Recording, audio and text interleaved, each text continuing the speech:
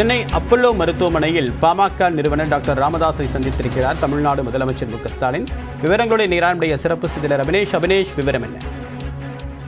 Devapriyan, Chennai cream சாலையில் கூடிய Apollo மருத்துவமனையில் மதிமுக பொதுச் செயலாளர் வைகோ மற்றும் பாட்டாளி மக்கள் கட்சியினுடைய நிறுவன தலைவர் ராமதாஸ் ஆகிய இருவரும் உடல்நலக்குறைவு காரணமாக மருத்துவமனையில் அனுமதிக்கப்பட்டு சிகிச்சை பெற்று வருகின்றனர்.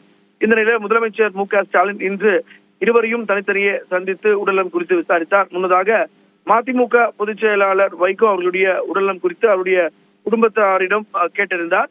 அதே போல பாட்டாளி மக்கள் கட்சியினுடைய நிறுவன தலைவர் ராமதாஸை நேரில் சென்று அவரிடம் உடல்நலம் குறித்து விசாரித்தார். குறிப்பாக ராமதாஸ் அவர்களை பொறுத்தவரை இன்னும் ஓரிரு நாட்கள்ல வீடு திரும்புவார் எனவும் அவர் தற்போது ஸ்டேபிளா இருப்பதாக அப்போலோவுடைய மருத்துவ குறிப்பு தெரிவித்திருந்தது. இருவரையும் முதலமைச்சர் சந்தித்து உடல்நலம் குறித்து கேட்டறிந்திருக்கிறார். அவர்களோடு முதலமைச்சரோடு அமைச்சர்கள் ஏவா வேலு மற்றும் கே நேரு ஆகிய இருவரும் இந்த உடல்நலம் விசாரிப்புக்கு நேரில் சென்றிருந்தாங்க. அந்த அடிப்படையில இருவரையும் முதலமைச்சர் சந்தித்திருக்கிறார்.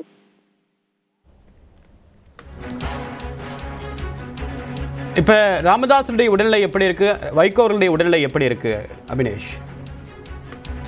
ராமதாஸுடைய உடல்நலம் குறித்து அப்பல்லோ மருத்துவமனை ஒரு அதிகாரப்பூர்வ செய்தி குறிப்பை வெளியிட்டிருந்தாங்க. குறிப்பாக வழக்கமான மருத்துவ பரிசோதனைக்காக பாட்டாளி மக்கள் கட்சியுடைய நிறுவன தலைவர் ராமதாஸ் அனுமதிக்கப்பட்டிருப்பதாகவும் கார்டியாலஜிஸ்ட் ஸ்பெஷலிஸ்டா இருக்கக்கூடிய மருத்துவர் செங்குட்டுவேலு அவர்களுடைய கண்காணிப்புல அவர் இருப்பதாகவும் தொடர்ந்து அவருக்கான சிகிச்சை அளிக்கப்பட்டு வரக்கூடிய நிலையில இன்னும் ஓரிரு நாள்ல வீடு திரும்புவார் என அப்பல்லோ மருத்துவமனை செய்தி குறிப்பு என்பது அதிகாரப்பூர்வமாக தெரிவிக்கப்பட்டிருக்கிறது.